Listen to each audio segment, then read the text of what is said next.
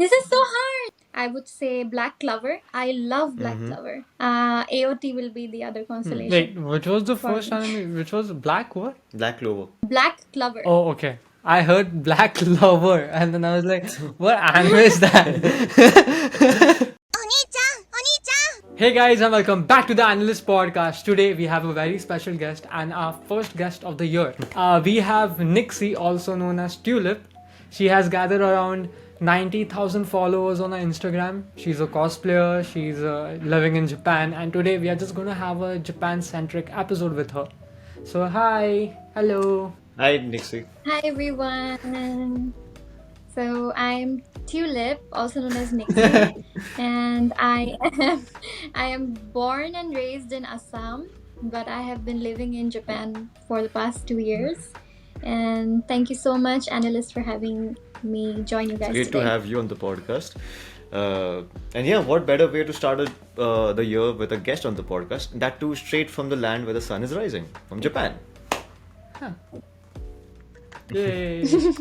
Okay, I'll just dive down deep into the first question itself. So, what drove you to Japan? Well, to be very honest, I was not planning to come to Japan at all. And you people say that, you never know where life leads you. And Japan happened like by chance because I studied Korean for about 2 years, and then I was planning to move to Korea after my graduation in Delhi University. But as we all know, the pandemic happened, and the institution where I was getting my Korean language certification from suddenly shut down. Okay. And I went through a really bad phase of like, what should I do? I mean, I did try to self-teach myself, but it wasn't enough to like, secure a seat at a university. So that's when I came across an ad on Instagram saying that we're teaching Japanese. So I was like, why not move to the Japanese language? I mean, since I already have learned enough Korean, Japanese shouldn't be that easy, shouldn't be that difficult. So I started to study Japanese, and that kind of led me to come to Japan, and that everything happened within the course of like 6 Whoa, months. that was pretty fast. Yeah, so wait, you told me yesterday that you are actually working as a teacher. You're teaching English, right? So tell me a little bit about We'll that. get to that. Like, I just wanted to just talk about that previous point that you mentioned. So looking at your Instagram, and quite a few also might have gone through her Instagram as well. Like, you do a lot of cosplaying, you watch a lot of anime. So I just thought that that was the main driving force for you to move to Japan. But this is an entirely new part of a story, which is quite different, like quite different from the norm that you get to hear. I loved anime growing up. I loved to cosplay, but to me, the fascination kind of wasn't, I was never dreaming of living there. I would love to go there, but not live there. Those are two very different things. And then when I got here, I started to teach, and I'm also, by the way, doing my master's degree at Okay. the same time. So I started to like what I was doing. I love my students, and I feel like I could be here for the next 2 or 3 more years at least. Nice. So, what makes Japan different from South Korea? Like your perception of South Korea, or the rest of the world for that matter? Maybe it would be better for me to compare with Okay. India rather than rest of the world because I don't want to generalize. But one thing that I have learned after coming to Japan is firstly punctuality, which is really rewarded, and which is really the standard actually. Everybody is born and raised to be punctual, and because of that I also became punctual because at the end of the day I'm a Desi blood, right? I have all the Desi blood in me. So once I came here, I kind of did become more punctual than I used to be. And secondly, very, how to say this? I mean, I'm not saying that being loud and being open and expressive is a bad thing. In fact, it's a good thing. And I have always been like that. But after coming here, I saw that docile version of me as well. That very laid back, chill, silent person. I don't want to get into that fight, let it be. It's fine. I just want to Yeah. have my own peace. So I could see that second version of me evolve in this place. So I think it's the coming here made me enjoy the best of both worlds, because Indians and Japanese are like Polar completely opposites.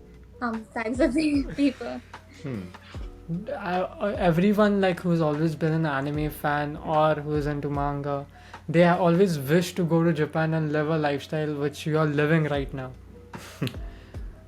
For me, I was actually Really? For me, I was actually supposed to be in Japan for my masters and do my masters over there, but due to again COVID and everything all flopped.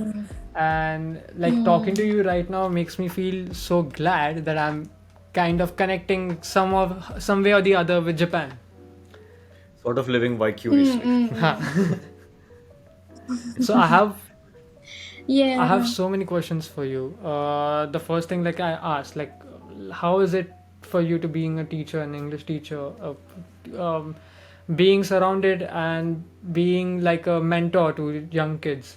Um, to be honest, I don't really teach young kids. I teach adults, but I do teach young kids sometimes if the student has a child and they want to bring the child along or something like that. But Japanese people as students are really how to say, it was very difficult for me to have them speak up, Yeah. because they have a very shy nature. But once you crack them open, they're like really amazing students, and I really enjoy teaching them.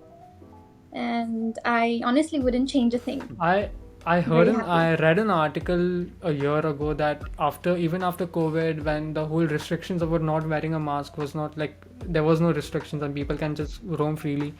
People were so accustomed to them wearing the mask and being in their own element that nobody removed it. They are still wearing in public. They have their own personality now with the whole masks.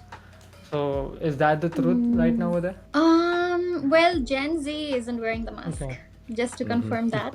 But people slightly older than us, just about, let's say, not even very old, in the sense like early 30s onwards, they are quite used to with the mask thing. I mean, I often see people wearing the mask here, but the younger generation isn't wearing it anymore. At least most of them aren't. Okay. You shifted to Japan 2 years ago, right? Okay. Yes. How's it been the last 2 years?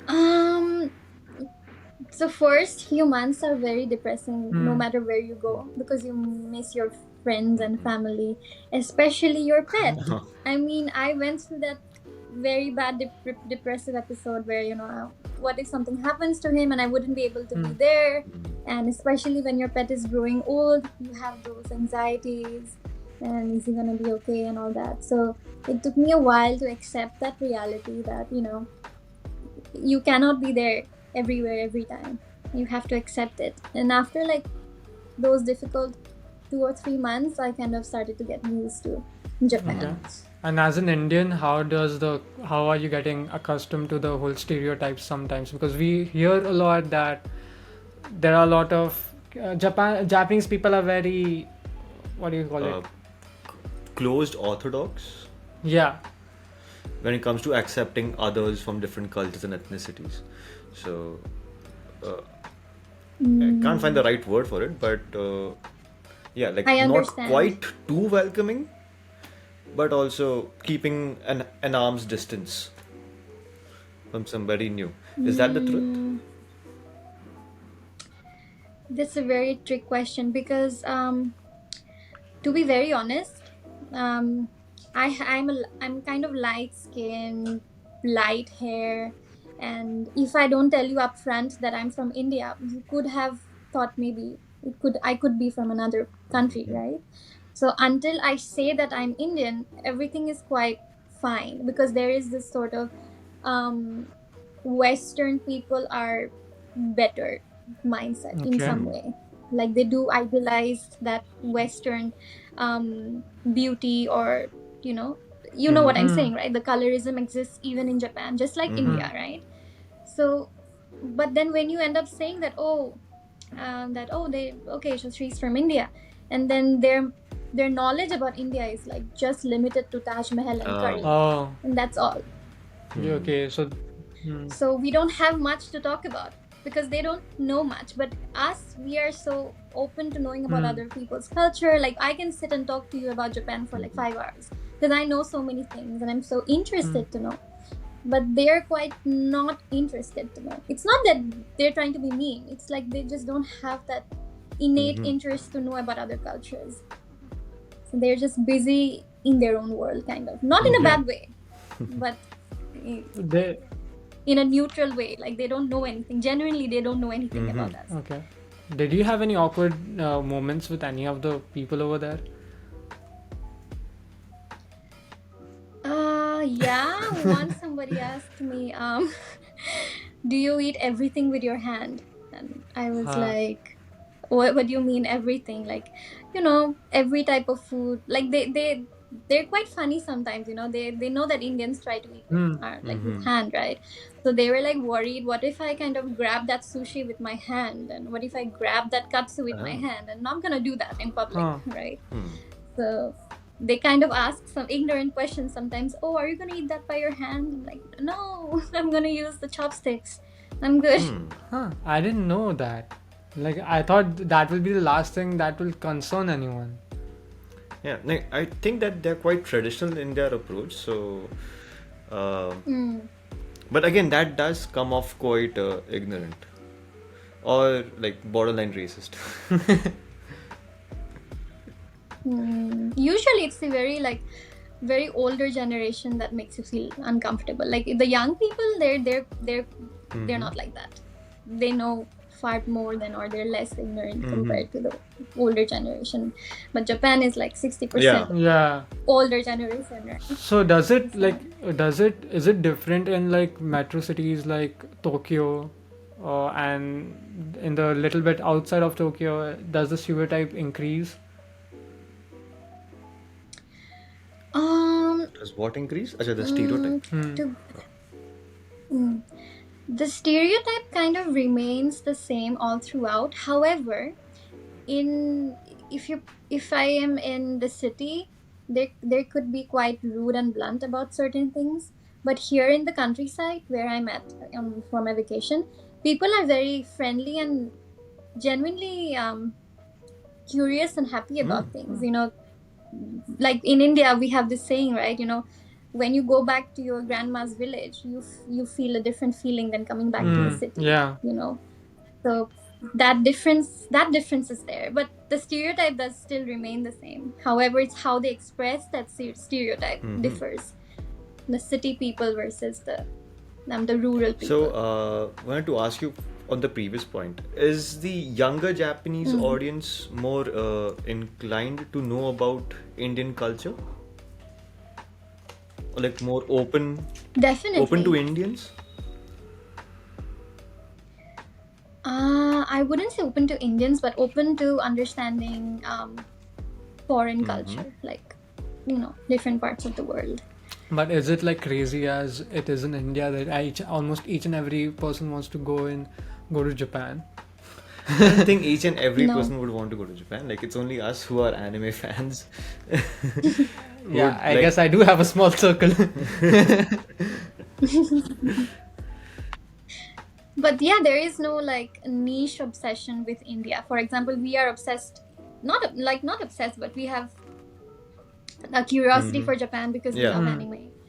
They don't really love anything from India. There is no niche that the Japanese population is obsessed with or something like that. But I recently came to know that there are a few people who watch Bollywood movies. Whoa. I didn't know that. Okay. But there are people who actually enjoy watching Bollywood movies here, and they do know about Bollywood. They do know about Amir Khan and Shah Rukh Khan and all those kind of things. But it's a really small population. But then those people do travel to India and stuff like that. So, what's the scene of Bollywood movie releases in Japan? Like, a select handful of movies get released over there, and how's the crowd reception for those movies? So Netflix has a lot of Shah Rukh Khan stuff here. But when it comes to like theater releases, I would say the South Indian movies get released quite often here. Okay. I'm sorry, but there was this film, right? Yeah, RRR. Yeah. RRR. RRR, yeah. So that was actually a hit Wow. in Japan. I was shocked. Oh yeah, there were. After coming here. It was also featured in some of one anime, I guess. Like, can you do the Natu Natu? And the anime character was doing the step. Huh? Yeah, I'll put it down on the Probably. screen right now. Or was it a fan made thing? No. It was actual. It was in a manga. Wow, nice. Yeah, and it got so famous that the whole anime community was sharing that post. Damn. Probably. I don't know, but then yeah, Natu Natu song became really famous here in Japan. Okay. Can you tell me a little bit about how does an Indian weeb like me move to Japan? Because I really need guidance right now. The next podcast shooting will be done from Japan and India. So yeah. If you come to Japan just because, I mean, not just because, but because you love anime and all that, that's gonna wear Yeah. off after like 2 weeks. Because Japan is not anime, right? I mean, it does have anime elements, but the reality is quite different. So if I wouldn't have enjoyed teaching or stuff like that, I would have returned after like 1 year, because the reality is not what it's shown in a manga or in an So anime everything is show. not kawaii. So- Everything is not sugai desu. No, everything is kawaii. Okay. 全部可愛い。全部可愛くない。ごめんね。So everything isn't 大丈夫。So What the it's fuck better did I if you follow your passion. So if you follow your passion and come to Japan, you have some skill that you're good at and you want to keep doing that. You would have better reasons to stay. But if you just come for the anime, I would recommend you to come for a vacation, maybe 2 weeks or a month. Okay. So basically, him and I, we had a plan this year. And we were going to do a whole. Still more 2 days left for the year to end. So we actually had a plan that I actually wanted to. The only reason why I want to go to Japan is not anime. Okay, like that's the second part. But I want to see the culture that's dying. I want to see the villages. I want to see the things The that rural side of Japan. the rural side of Japan. I want to see the. I don't remember the Great. castle's name. Himeji Castle. Hijimi? Himeji. I don't remember. Photo again. Okay. Okay, so I want to check that out. I want to Okay. check the old Japanese houses. Yeah. Oh, that's where I'm at. Oh, This is an old Japanese house. so close but still so far. Okay, so yeah, I want Yeah, to I check mean, all of these yeah. things, and basically I want to be in a Studio Ghibli movie. Yeah, then you should come to Kansai area. Maybe go to Kyoto and Hyogo and stuff. Those Okay, areas. so actually we had a plan, like I had a plan, a very far-fetched plan, that we are going to come to Tokyo, live over there for 2 days, go to Hokkaido and do a whole north to south road trip. Quite ambitious. Sounds valid. But I was trying to find all the packages online, but there was nothing. I couldn't find anything. So then it got a little bit like the plan. Derailed. Yeah. So you were mentioning. I could share you the contact of Oh, that would be somebody lovely. Done. who is an Indian person who helps people travel in Okay. Japan. So maybe that Yeah, could be you were good. mentioning few places like Kansai, and so could you name other few places for weebs or just people who love Japanese culture, like places to visit in Japan? I mean, what season? What season? Or just in general? Like we don't have anything in specific in mind. Like the You moment we can get a also- chance, we'll just try, Oh, yeah. try going over there. No season specific. I would recommend you guys to go in and around the Tohoku region. So the Tohoku region consists of different places. And then on the other hand, you could go to the Kansai region, where like Kyoto, Osaka, and all those places. And then, as you mentioned, you can go to Hokkaido. And if you wanna enjoy beachy vibes, then you can go to Okinawa. Okay. Southernmost part of Japan, right? That kind of covers every corner. And you could also go to Hiroshima. I recommend you to go to Hiroshima to visit the memorial. Okay. What was the place that the nuclear disaster and the Fukushima, no. Fukushima, correct? If I'm not. No, Hiroshima and Nagasaki. Yeah, that. And also the 2011 the tsunami disaster, no? Yeah, Fukushima. Yeah, Fukushima and basically Miyagi.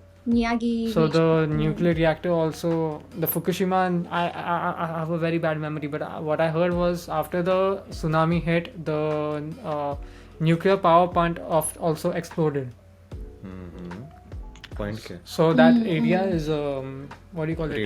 Radioactive. But now they are removing the radioactive waste, and now there are a lot of schools in the tsunami. Jab hua tha na, they are still. The first floor of the school is totally destroyed, but the second and third floor is still there. People are coming over there and writing their names of their family. So I want to actually visit that place, because that place will have a lot of, I feel, sweet memories. No, not it will have a lot of pain and feelings on that area. Quite I feel morbid. So that was my plan, traveling, doing a whole road trip, checking out all the major prefectures, maybe staying at each and every place for a day or two, and creating a lot of content. So much content that it will sort me out for a year. Right, that's good. So Nikkxie, which are your favorite places in Japan, like you have been to? I would say the place I'm in right now, it's called Yamagata. Okay. Very underrated place. It's really beautiful, especially when it snows. Yeah. So every time I have a break, I come and stay with my host family here in Yamagata. So I would recommend people to visit this underrated place called Yamagata. So which course are you doing in Japan right now? Like, we would just wanted to get a small understanding of how somebody from India gets a course and then gets a host family, like the entire process. Could you just take us through that? Host family, it's because I know them personally, so that they became my host family, but it's not like I found them on an app or something. So that's just your own relationship with people. In terms of my course, I did my bachelor's in English language in Jesus and Mary College, Delhi University. And after that, I wanted to continue with English as a part of my research, but also wanted to kind of explore something else. So which is why I chose a part of pedagogy. Pedagogy is the study of how to teach. So I chose English pedagogy. So now I'm learning how to teach English, basically. Okay. And while I'm doing that, I'm also teaching. And after I graduate, I'm gonna work a little bit more, or I'm gonna continue my research and do my PhD. So I haven't decided yet. So how does one enroll for a visa, and how is the whole process, the paperwork? Can you give me a little bit information about that? Okay, so firstly you have to choose your university, right? You need to pick where you want to go. And the thing with Japan is that in India, especially if you're applying DU, you can like just go anywhere and like go and choose any school, right? But in Japan, you have to send your original documents, so you basically are left with just one choice. So if you don't get into that university, you don't have enough time to apply to another. So you have to make sure that you choose that one perfect university.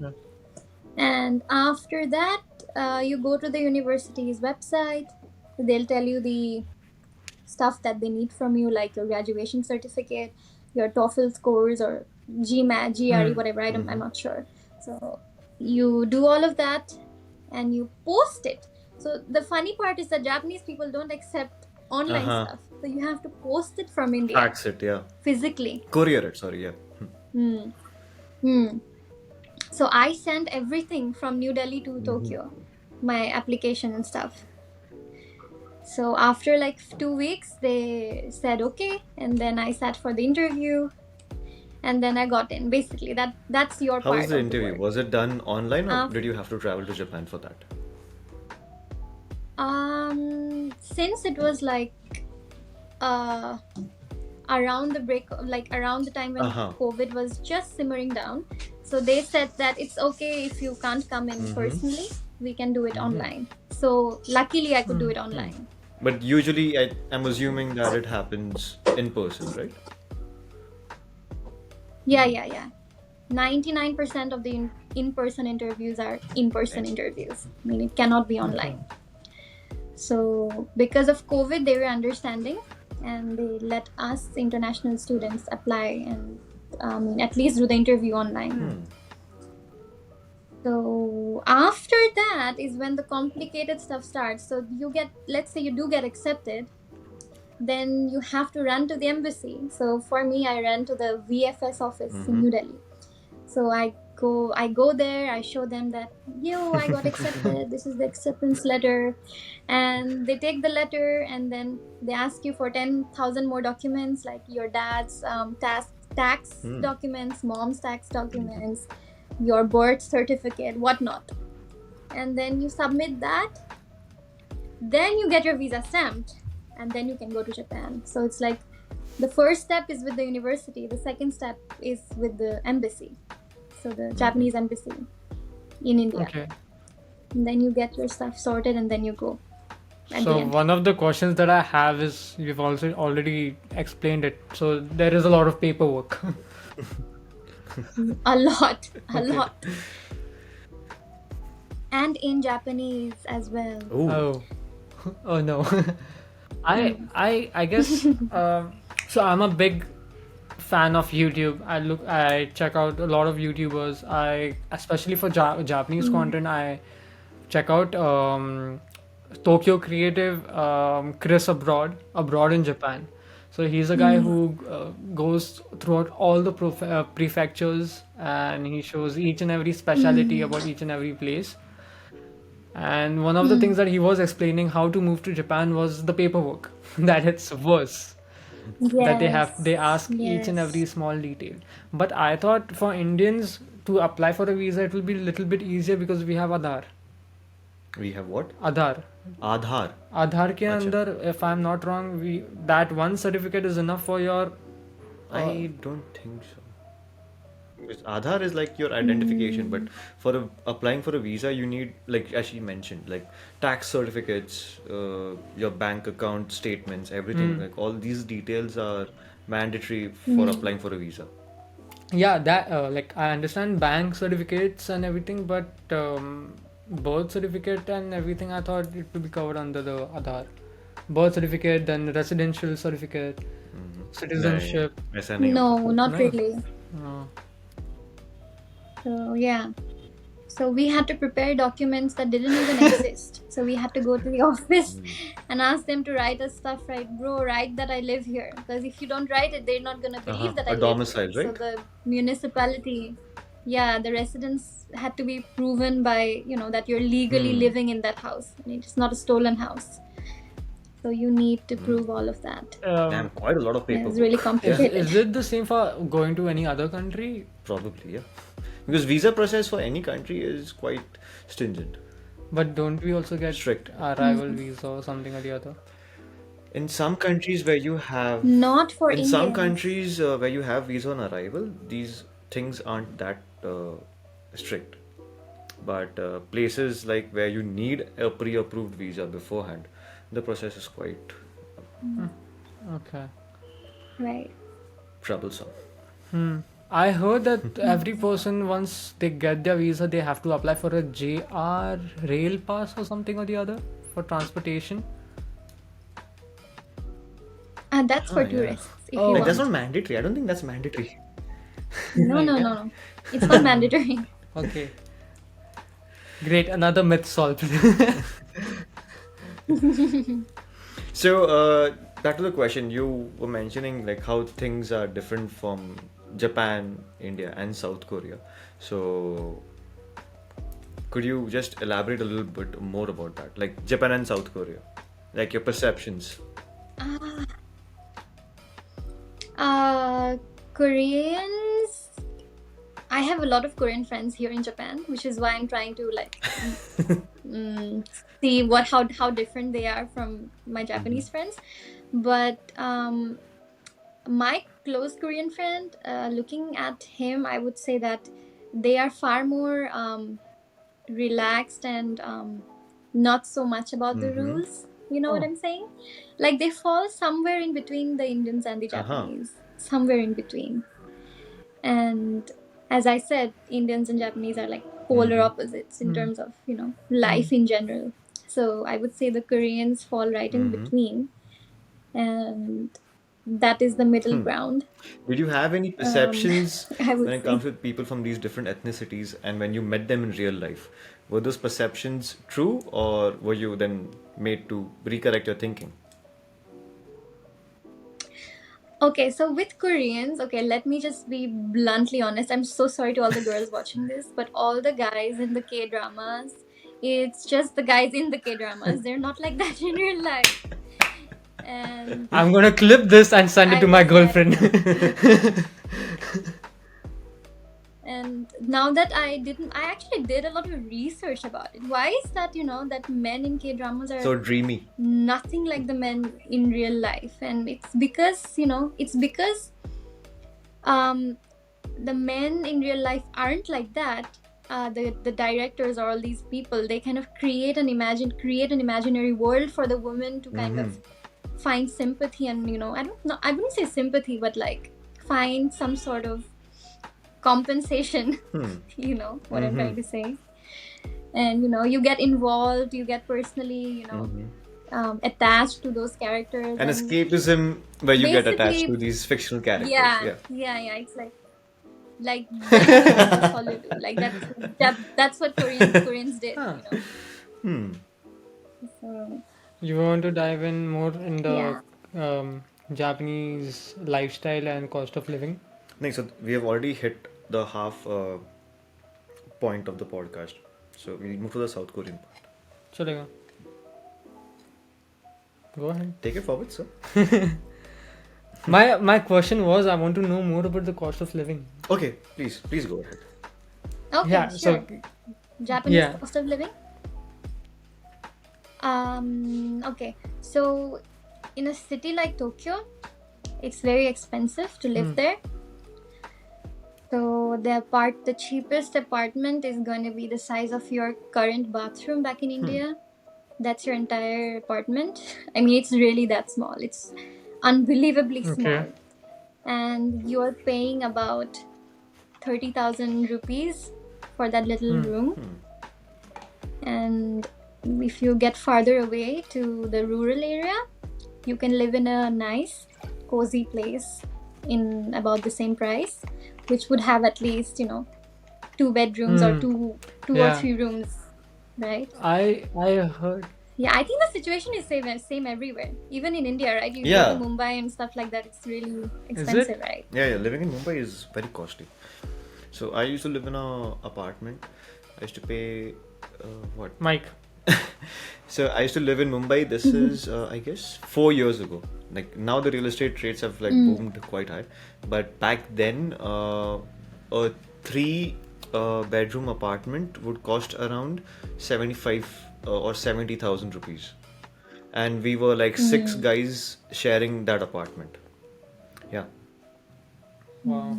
I heard that there are some like 1 BHK flats over there are also called manors or something, or Manners. estates or villas.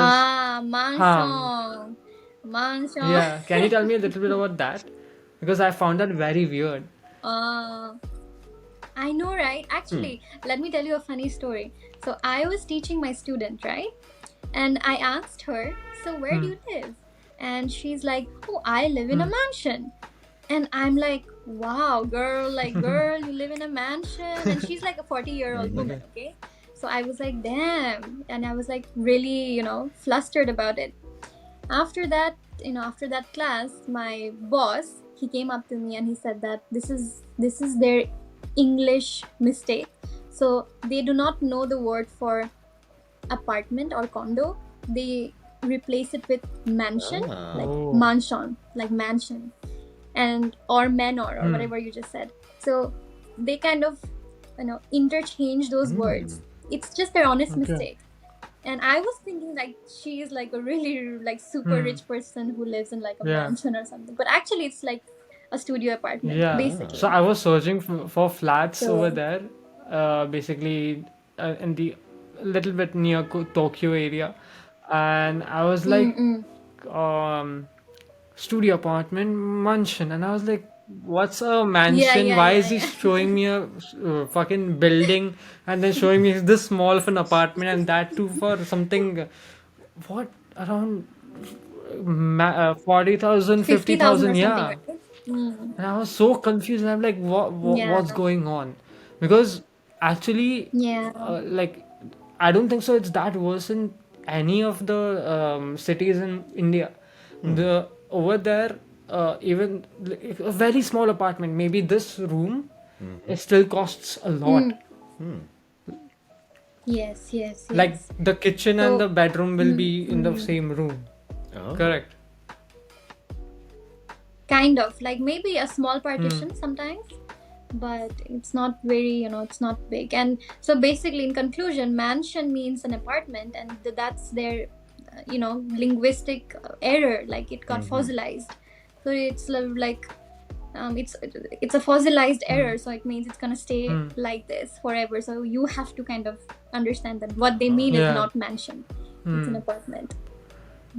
And have you ever been to such houses? Because I actually want to live in such a house, because I am a very I'm not a very social person. Yeah, it's very hard to imagine, but I'm not a very social person. And I like to be in my small space.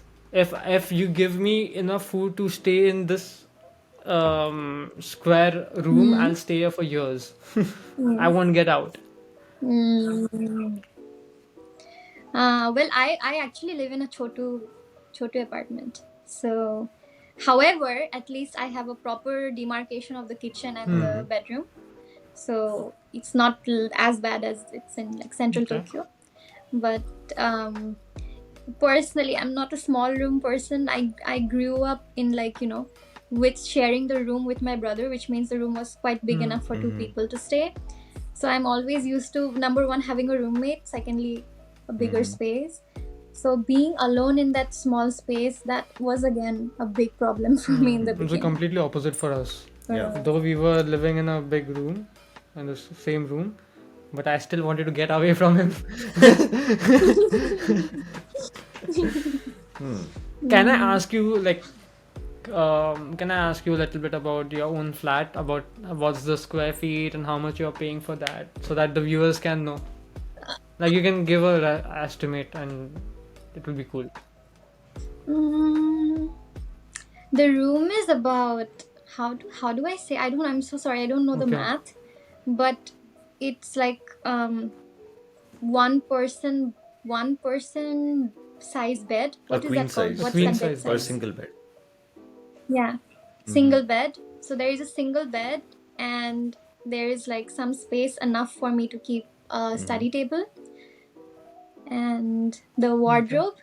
So just imagine how big that's gonna be. Quite tiny, right? And how much are you paying for that? And in INR, I'm paying like 31,000 or something. You see, that's crazy. Like that's fucking crazy, because that room is the size of my bathroom back in India, and I have to get used to it.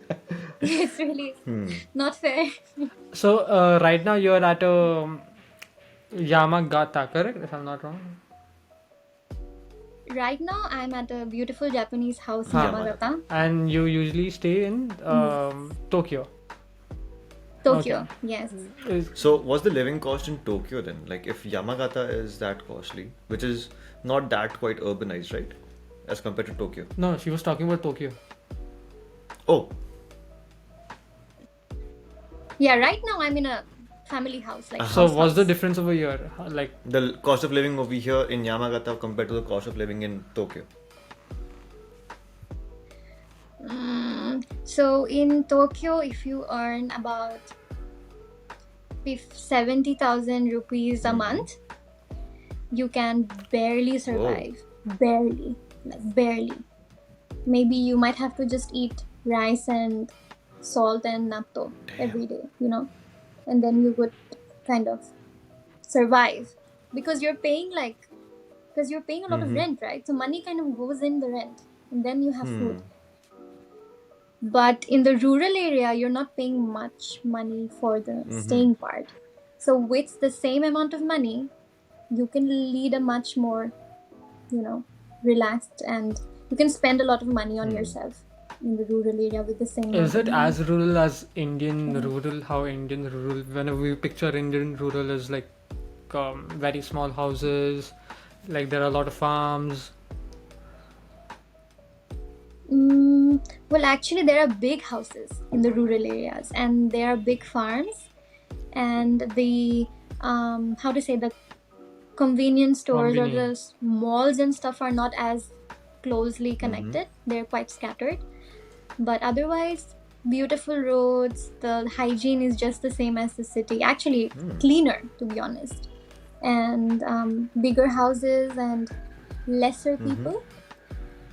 And I mean, if I were to choose to live forever, I would definitely choose Yamagata or any other rural and suburban area. Never Tokyo, never central Tokyo. So, compared to like the air quality in major Indian cities and the air quality in Tokyo, how's the comparison?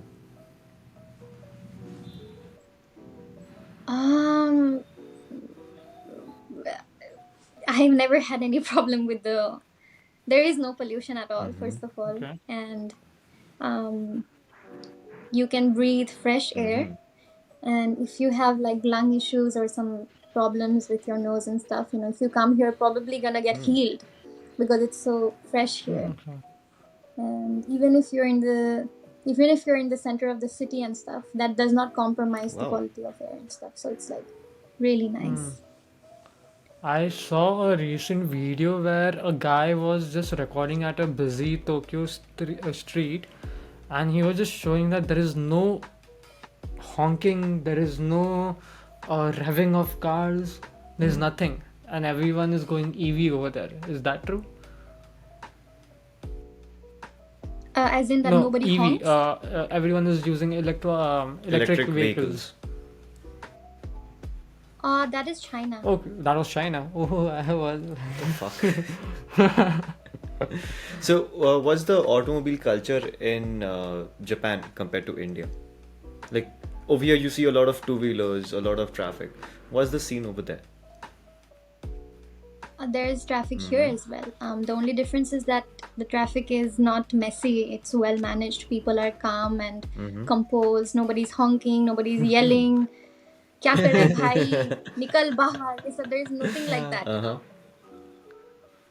People are, driving honestly, and even though there is traffic, it doesn't mean that you're gonna be driving aggressively or something like that. So, how's the traffic? Is it like according to lanes, keeping a safe distance, or is it like everybody in a tight space?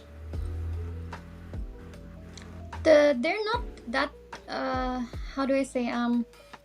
For example, if the place that you're going, you could have reached in like 15 minutes, but because of the traffic, it could probably take you like 25 minutes, not like an hour or something. Nice. So maybe there could be like a 15-20 minute issue.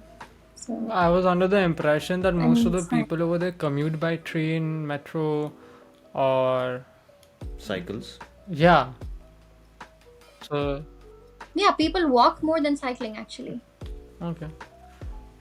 So people walk, cycle, and yeah, train is really busy. And sometimes if somebody's offering me a lift, I would rather take the car because the trains are like, very crowded.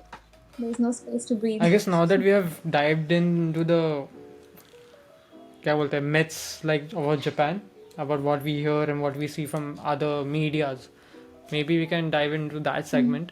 The first question that I actually even asked you yesterday on our ice-breaking call was whenever we see any kind of an anime, even holding hands and everything is very intimate. So is that actually true? And why is it?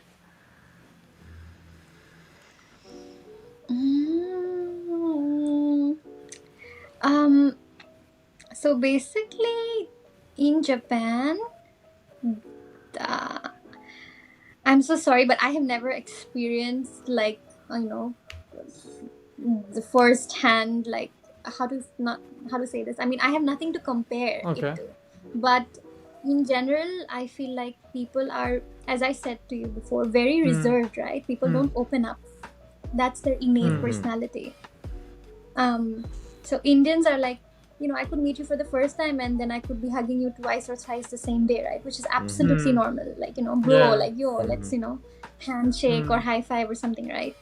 The skinship in Japan is not very common. People don't really do it, even if you know them for a long time.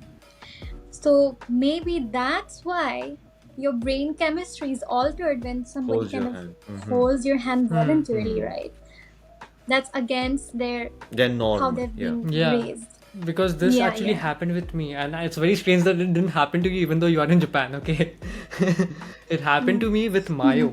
Okay. Okay, so there's a YouTuber called Mayo Japan. So I know her. okay. Yeah. So I met her at Comic Con, Mumbai. Okay, and while I was introducing her, like we introduce Hade. Like this, we just do this, something or the other, or just hug it out, right? So I'm used to that. So I was like, hi, it's nice to meet you. And then it was a very awkward pause. A very awkward pause. Oh my And then there God. was a girl my behind me was God. like, what's happening? And it was very awkward. So that happened with me. And that's why I'm Yeah, asking you yeah, this yeah. because I thought that whatever I saw in an anime was not real. But then it happened firsthand with her. And I was like,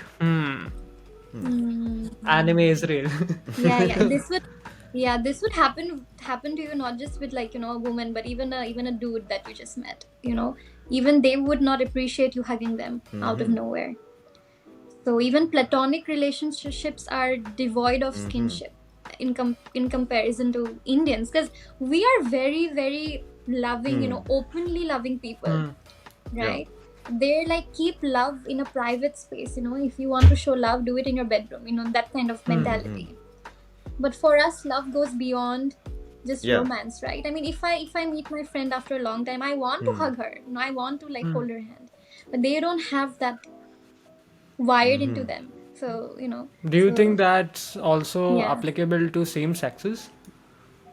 Yeah. Yes. Just said me, even if Yes. it's a guy. Acha. Okay. I missed that out. Okay. So the next thing that I actually had was one of the reasons why I also want to go to Japan is because I want to check the fireworks. Hanabi.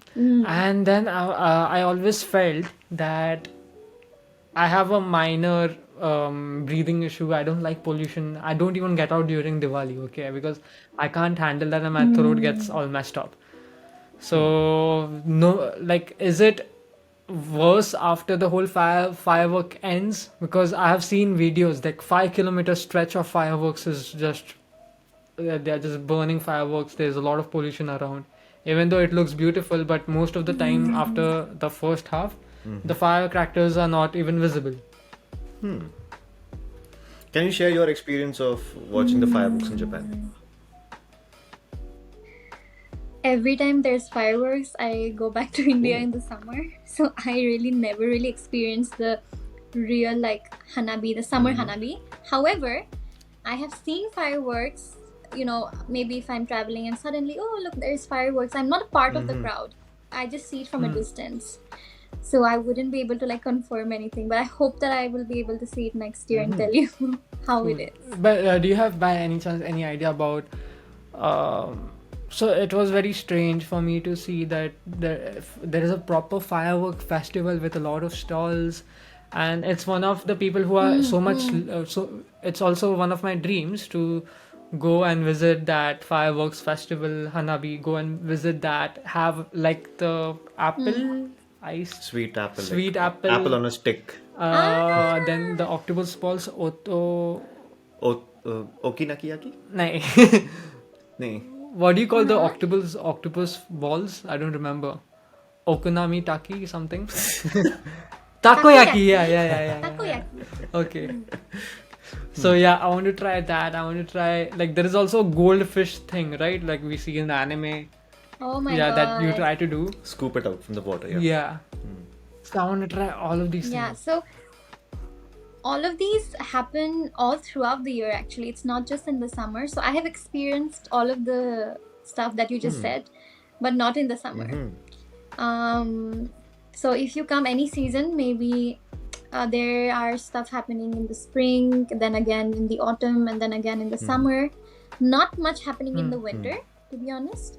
But other 3 seasons you can experience that cute anime adventure in the festival. So it's really nice. Okay. Do you have any questions? No, like pretty much covered quite a few things. We would want to know your favorite anime. Yeah, your top 3 Yeah, anime. like we ask our guests like this my staple God. question at the end of every my podcast. God. So please let us know your 3 top best or most favorite anime. Okay. Should I go from like 3 to 1 or 1 You to go from 3? 3 to 1, yeah. Okay. So for 3, I'm gonna say Full Metal Alchemist Brotherhood. Okay. That's the first. That's 3. Yeah. Huh. Okay. Okay. Am I gonna get hate for no, no, I'm being quite so curious. Yeah, close, I'm guys? quite curious. And number 2. Oh my god, number 2 is so difficult because there's so many. How do I choose number 2? I know my number 1, but I don't know my number 2. But you were quite sure of putting Full Metal Alchemist on number 3. Yeah, because I wanted it to be much longer than it is. I wish it was like 1,000 episodes, and I would put it in the 1. It's just not enough. You know what I'm saying? I just wanted more. For 2, oh my god, for 2 maybe I would say. This is so hard. Like I don't know which genre to pick. Like, what's your favorite genre?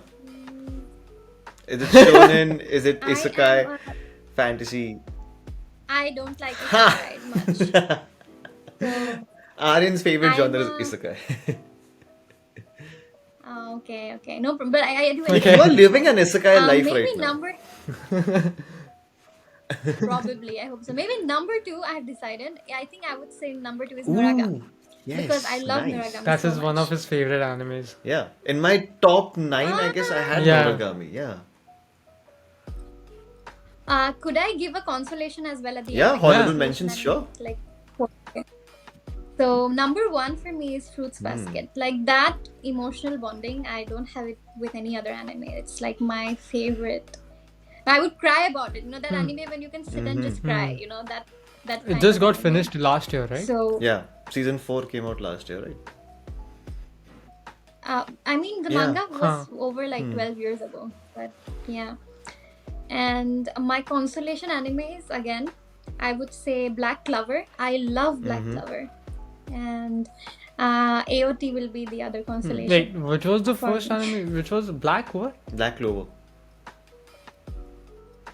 Black Clover. Oh, okay. I heard Black Lover, and then I was like, what anime is that?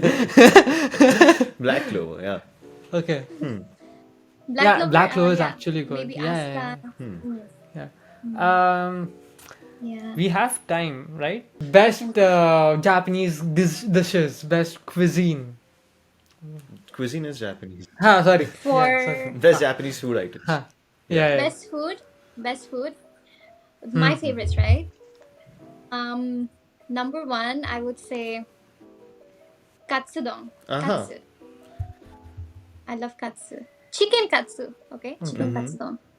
And second, I love tempura soba. Okay. Soba noodles. Wait, katsudon is And number, fried chicken, right? it could be also Uh-huh. pork, but you can choose. And that's served Rice. on top Yeah. of rice, Yeah. basically. Okay. And soba is like the Yeah, gray yeah, kind yeah. of noodles Hmm. you dip in the soup. Yeah.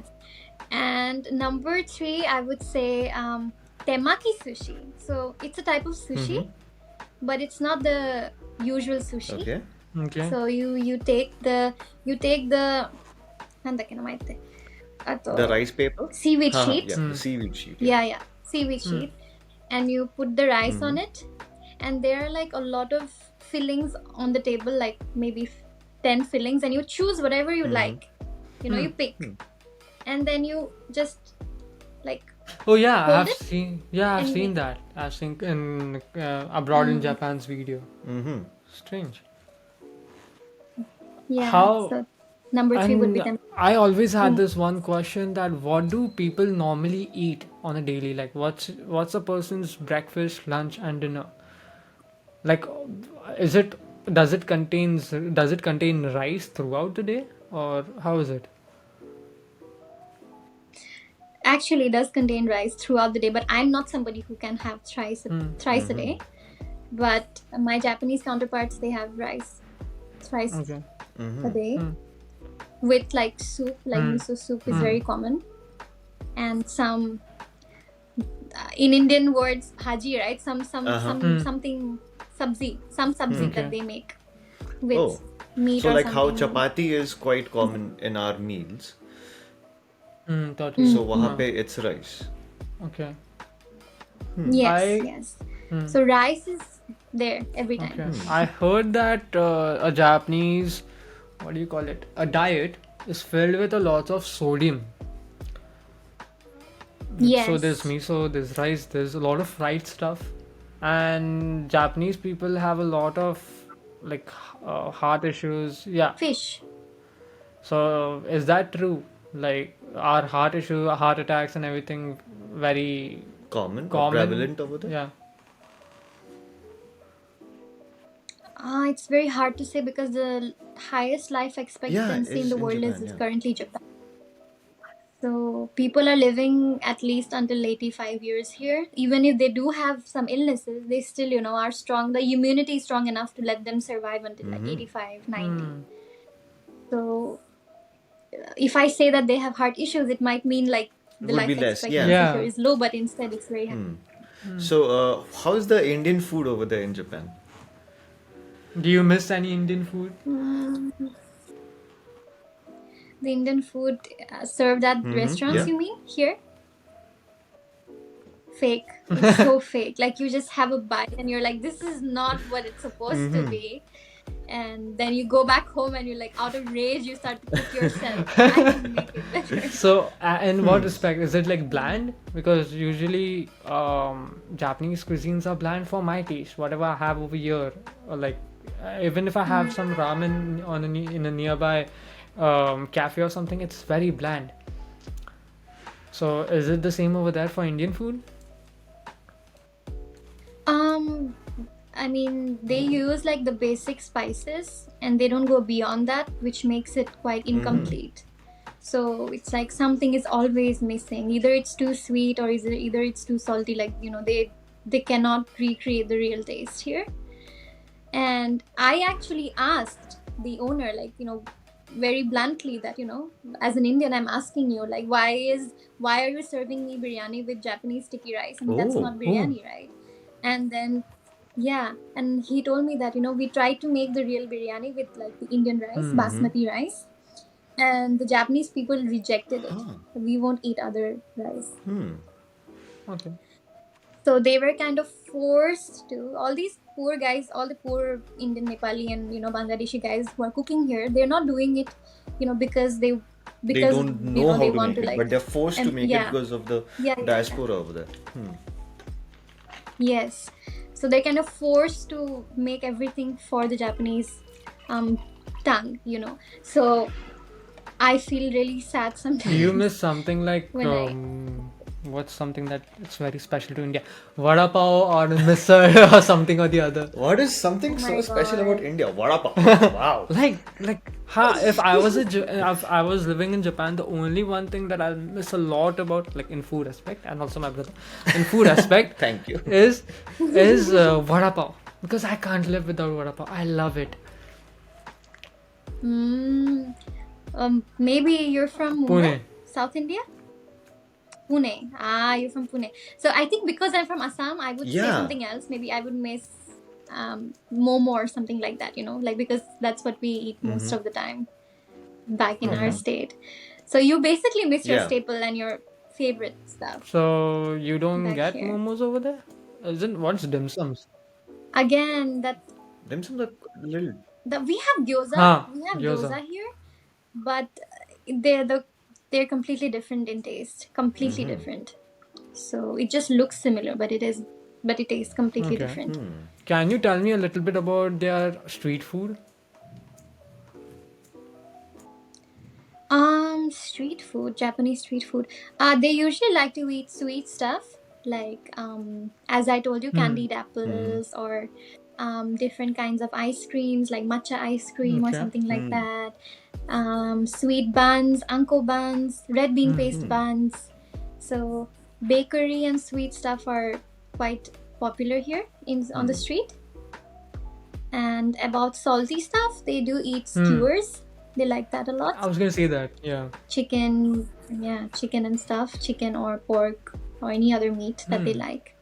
So, but Japan is not so much about the street food, because of maybe hygiene issues or whatever, but it's not so much about street food. However, in Korea, on the other hand, they love, like, the street food culture is there in Korea compared to Japan. Okay. Maybe we can end this episode on the last note of just telling your experiences for the past 2 years. You can reiterate everything, how you're maybe enjoying. I had a small question. I'm sorry to break your flow. Like, we can get to your closing statements. Okay. So, the fashion lifestyle over there.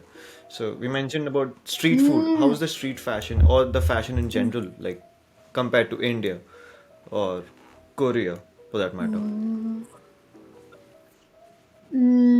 So I have noticed that other than like Harajuku and stuff, like Harajuku is famous for like people being creative and coming up with their own stuff. But other than that specific place called Harajuku, if you are in any other part of Japan, you would see that people prefer wearing monochrome colors. Like, they're not much about bright colors, like dark shades all the time, or maybe just plain white or beige or all those kind of colors. And they are also more comfortable wearing loose fit clothes, even men and women, both. And people like to wear like really baggy pants. Personally, I'm not a big fan of super baggy clothes, but Japanese people like to wear baggy stuff a lot. So if you come to Japan, you'll see, even old men in like baggy pants and stuff, which is really very cute, by the way, sometimes. But yeah, people like to wear loose fit clothes here. Okay. And how's the perception of people who wear probably skinny clothes over there? Like, are they like seen as an outcast, as a rebel, or like just shunned? Like, how's the perception over there? I mean, obviously, in that situation, you kind of stand out, Yeah. right? For example, me. I mean, I would wear something not as Japanese as it would be. So people do look at you and, they form their own perception about you, but they're not vocal about it. The thing about Japan is that they're not vocally discriminating against you. You will just feel it in the air, and that's about it. So Okay. What do you call the rebels, the delinquents? What's the name for the Yakuza? Yankee? Ronin? No, Ronin, like Rogue Samurais. Gyaru. Garu? Gyaru. Gyaru? Yeah, do you know what that is? Gyaru. Can you give me a little bit context about that? So basically, Gyaru is a makeup style. Oh, And if you do, so Gyaru is a very specific makeup style where women kind of basically enlarge their eyes, and they do a lot of crazy eye makeup, very long lashes, and light hair colors and Blonde style, you know. So it's basically a genre of makeup for women, and yeah, then they kind of do stand out at times. So what we see in anime, like a Gyaru, like a blonde, basically a woman who is trying to look a little bit Western, you can say. different from the norm, yeah. Yes. Yeah. So what's the perception of other people? Like, is there like, do they feel like an outcast? What's the scene? Whoever wants to be a Gyaru, they are unapologetically Gyaru, and they don't really care what I think or what you think. But the Japanese, like older generation, they might pass a few comments, but not right at their Like you face. feel that They might animosity. just like, yeah. Okay. You want to close this because Yeah, thank you so much last for... we didn't. Wait, We wait. wanted Wait, your wait. closing statements. Yeah. Wait. Yeah. Before that, can I? Yeah, please. Thumbnail? Yeah. Okay, can you Sure. give me 1 minute? I'll be back. I also wanted to ask a little bit about cosplay.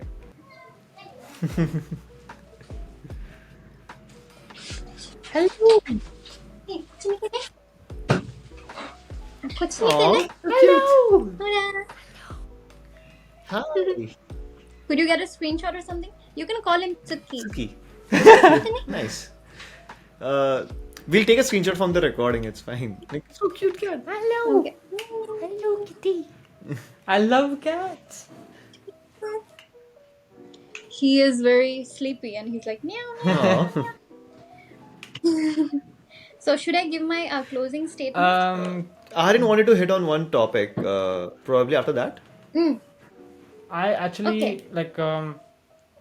I guess we should ask a little bit about cosplay because Oh, of course, yeah. yeah, maybe we didn't. Yeah. We just it was straightly Japanese Japan, yeah. and otaku and everything.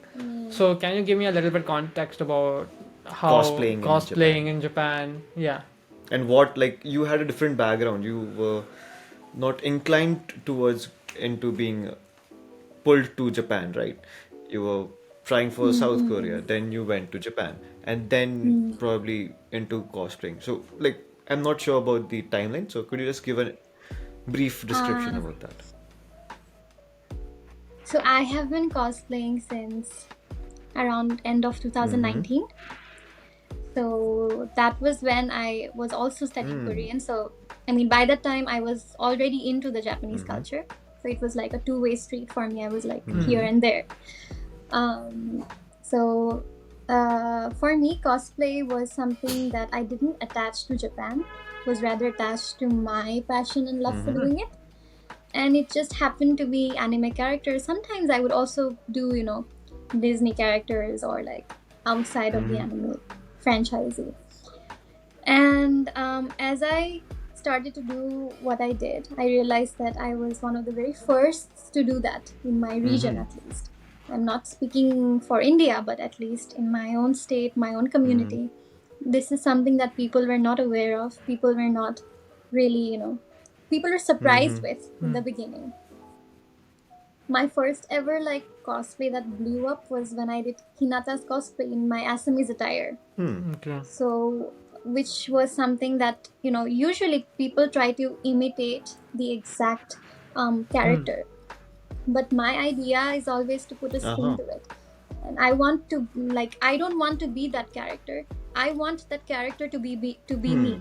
And that's the difference in how I see cosplay.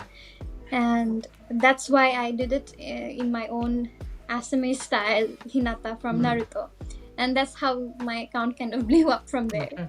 And ever since, I have been trying to put a spin to whatever I cosplay. And I want people to not look at me and say that she's being XYZ, but rather, you know, The character. XYZ is Tulip. Wow, that's a nice now. spin to things. You know, So how do you choose these characters? Like after watching an anime, after connecting with the character, or do you see, okay, this character is trending, let's add my own twist to it?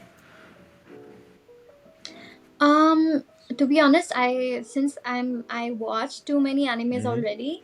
So what I would do is that I would have a list of all the characters that I could connect with and I could think that would look good on me. Because if I pick a character, no matter how much I love that character, if it wouldn't Mm-hmm. suit me, it's a waste of my time and money. Yeah. So it would be really important for me to choose very specific characters that would look good on me, my face, my body, and all that. So, which is why I haven't cosplayed Tsunami. So, I'm just being silly, but in the sense, I like to choose characters that speak to me, and I can, really recreate that in my own self. And So, yeah. how is it like to cosplay in India and versus cosplaying in Japan when it comes to the male gaze? Like, you see, like a lot of men are like watching female cosplayers in a very different way. So, how is that in India compared to in Japan? Personally, in Japan, I only go to really enclosed conventions and seriously, sorry about my cat. It's Seriously protected areas. So you are not allowed to enter this place without A pass. XYZ, yeah, and all that. And you're not allowed to take pictures of the cosplayers unless you have their permission. And people do follow these rules. So you don't really feel that uncomfortable or worried. And the crowd here is far more organized and Respectful of boundaries. there isn't any yeah, there isn't any hooting and Lowkey and all those kind of things, there aren't there. However, there could be somebody secretly filming you, or something that's not visible to the naked eye. Things could be happening, but in India it's like it's right in front of your face. People could be inappropriately trying to touch you and say something to you. So in that way you feel a bit more Conscious. nervous. Can you tell me a little bit about your social media audience? Like how much of it is in Japan or India, the percentage? I don't think I have a lot of followers in Japan. Mostly people I already have met and connected with. And Instagram is not a thing in Japan, actually, more so TikTok and stuff. So I bought my phone in India, which is why I cannot download TikTok. So I haven't yet started my TikTok, but if I get a new phone in the future, I might, transfer stuff to Yeah. TikTok and gain more Japanese audience. But currently my audience is, I would say, 50% Assam, 50% rest of India. I would say it's well balanced. That's nice. And what are the type of comments do you get on your posts? Like, are there some people spreading just nonsense hate? Do you get any stupid DMs? People simping, whatever. I'm pretty much sure people would simp. I Like, mean, that's a given, right? Huh. Not saying that's okay. for me, Not saying that's simping is yeah.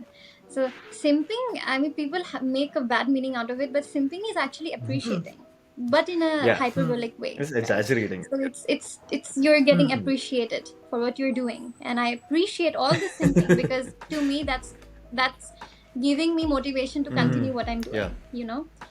But in terms of like the hate, as you mentioned, hate never comes to me as in don't do this or something like that. More so like you shouldn't, like should you be doing this? Are your parents okay with it? And that those kind of like backhanded comments, and because my cosplays are I have a range, so I do very boyish. I mean, I have done Itachi and stuff. I've also done Daki, Yeah, Demon Slayer. Demon Slayer, which is quite a revealing character, and that took me a lot of confidence to actually do it, right? Pull that off. So people do comment like, oh, are you?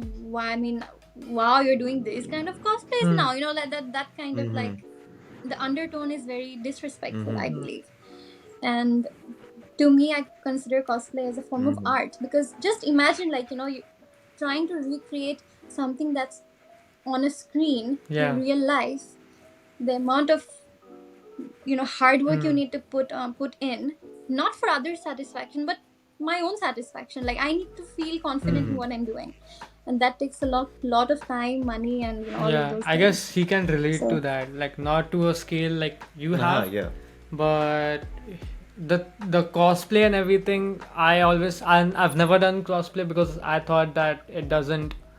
I just can't because But I have like cosplayed, I've like yeah. bleached my hair and then mm, going to mm, other places outside the cosplay convention with that bleached hair and like mm, trying to adding it on to my own personality and getting mm, backhanded comments as you mentioned. Hmm. You look weird. This doesn't look nice because it's mm, completely out of the norm. Hmm. So yeah. mm, I mm. can't like I'm not saying I can like completely relate to what you were saying because that's on a different level, but I can understand from where you're coming from.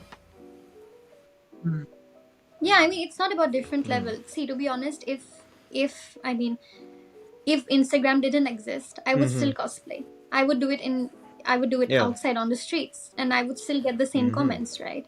So what I'm trying to say is that when people see something out of the norm and something different, they start to kind of Yeah. make you second guess Yeah. what you just did, which is kind of weird, right? I mean, I did it. I knew I wanted to do it. So why does it Yeah. bother you? You know? But I do have to say that you have So incredible cosplays. Yeah. Yeah, and which is your favorite one if you looked at I would them? say all. for me, actually, I found the Itachi one extremely very good. I don't know for what reason because I guess that was the first time I've seen a gender. What do you call it? Gender bender cosplay. Huh. Yeah. Gender bend. And I was like, oh, people can also do this. I was like, and it was done pretty good. And there's also one, uh, um, I guess it was made by an AI where it was a Japanese school book video of yours. I'm not sure, but maybe I was wearing a school dress, right? Not a school dress. It was like you had like your hair tied up like this, and maybe I can just put it on the screen over here. So, yeah. Okay. So yeah, I guess one of my favorite videos of yours was that because it was giving a look and feel of 1980s Japan and Japanese people. So yeah, Thank you. I guess it's been an. Oh, do you want me to show? Okay, No, I don't think it'll be captured on the camera. We'll just add it. I can just show it to her. Huh. Copyright. This one. The Yeah, trend, the AI right? trend, Where you yeah. change your yeah. You have to cut this part because Yeah, your yeah. hand just came in front of That the was screen. fun to do. Are ha. Okay, yeah. Cool, dude. Yeah. Closing notes. Closing notes, sir? Do you want to add anything? Like, how's it been? I just wanted to say that it's really sad that I couldn't be with you guys in person and maybe connect in a deeper level.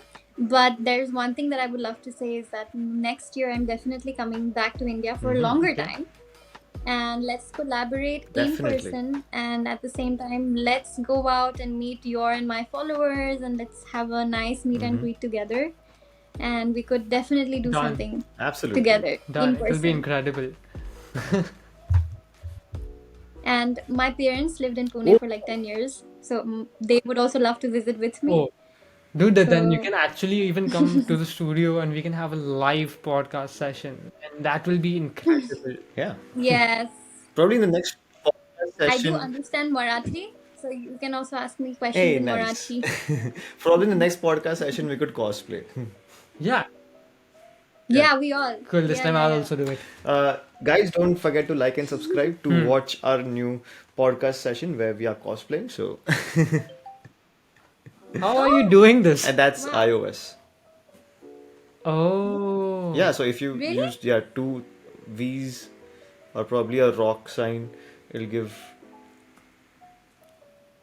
Acha, it'll have to capture I it don't know first. It'll have how to that capture happened. first. See? Oh my god, what is that's happening? so cool. I also want it. No, we Hello. can't do that. Okay. Ah, damn. Okay. So, Tulip, Nikkxie, thank you for being an incredible guest. You are not only the first Ani-Lyst 2024 guest, but you are also the first girl guest. You were also the first Guest from Japan. the first international guest. You are also the first guest of the 4th season. Oh my god, I'm Yeah. so first. Yeah. The So first many- episode of the 4th season. Yeah. Oh. So yeah. I should say something in Yes, Japanese, right? please. Because maybe I could close this up with Yeah. something in Japanese. じゃあ、皆様今日私たちのポッドキャスト見てくれてありがとうございました。また来年インドに来ます。